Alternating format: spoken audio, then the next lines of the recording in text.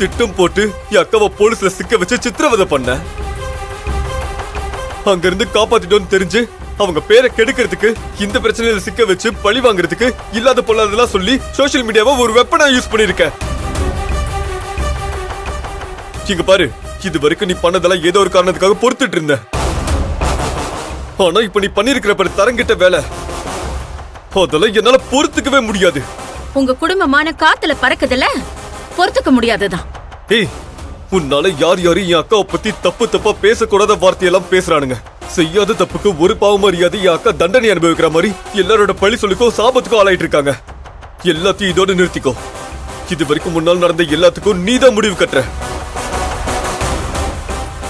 ஒழுங்கு மரியாதையா நடந்ததெல்லாம் உன்னோட சதியாலையும் உன்னோட சூழ்ச்சியாலையும் நீயே கிரியேட் பண்ண போலி நாடகம்னு எல்லாருக்கும் வந்து சொல்ற. பிளான் பண்ணி என் அக்காவை எல்லாரும் முன்னாடியும் தப்பானவன் காட்டுறதுக்காக இப்படி ஒரு பொய் பழி போட்டு நியூஸ பரப்பி விட்டேன்னு எல்லாரும் முன்னாடியும் உண்மையை ஒத்துக்கிற. இல்லன்னு வச்சுக்க. இல்லனா என்னடா பண்ணுவ? என்ன இப்படி எல்லாம் வீடேறி வந்து சவுண்ட் விட்டு மிரட்டினா நான் பயந்துருவேன் நினைச்சியா? அங்க ஹாஸ்பிட்டல்ல சொன்னதான் இப்பவும் சொல்றேன். உங்களால என்ன ஒண்ணும் பண்ண முடியாது. முடிஞ்சத பாத்துக்க. அவளை பத்தி நியூஸ் வெளில வந்த ஒரு நாள்லயே உங்களால தாங்க முடியல. இதுக்கப்புறம் ஒவ்வொரு நாளுமே அவளுக்கு நரகம் தாண்டா. அவ அணு அணுவா சித்திரவதைப்பட்டு சாகணும். அப்படி ஒரு விஷயம் நடந்ததுன்னு வெய்யி, என் அக்கா சாகிறதுக்கு முன்னாடி அது காரணமான நீ செத்துருவ.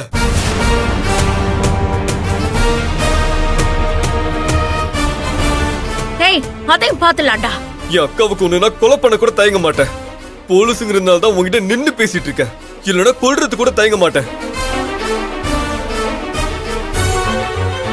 திரும்பவும் சொல்றேன், எந்த சோசியல் மீடியால என் அக்காவை பத்தி தப்பான நியூஸ பரப்புனீங்களோ அதே சோசியல் மீடியா மூலமா எல்லாருக்கும் என் அக்கா தப்பானவ இல்லன்னு நீ சொல்ற.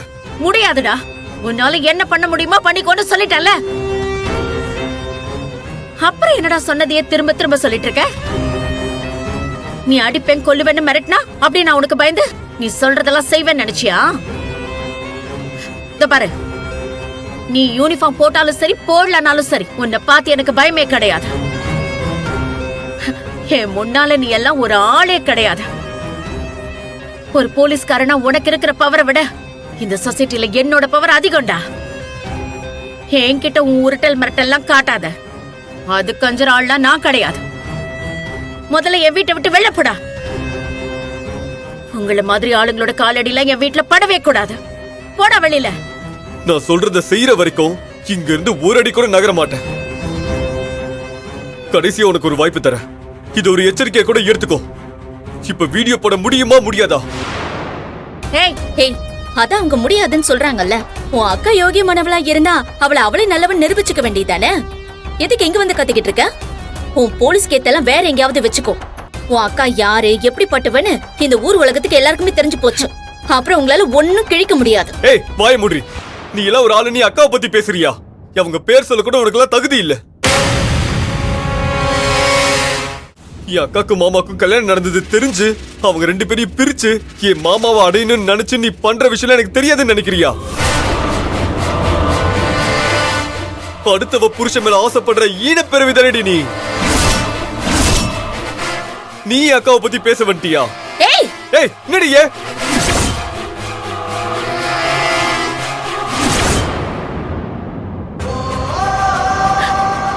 அண்ணா, கொஞ்சம் வேகமா போங்க. சீக்கிரம் போங்களேன்.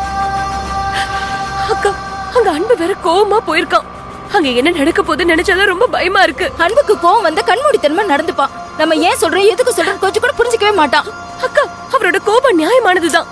அந்த கோவத்தினால ஏற்கனவே இருக்கிற பிரச்சனை பத்தாதுன்னு புதுசா ஒரு பிரச்சனை வந்துடக்கூடாது.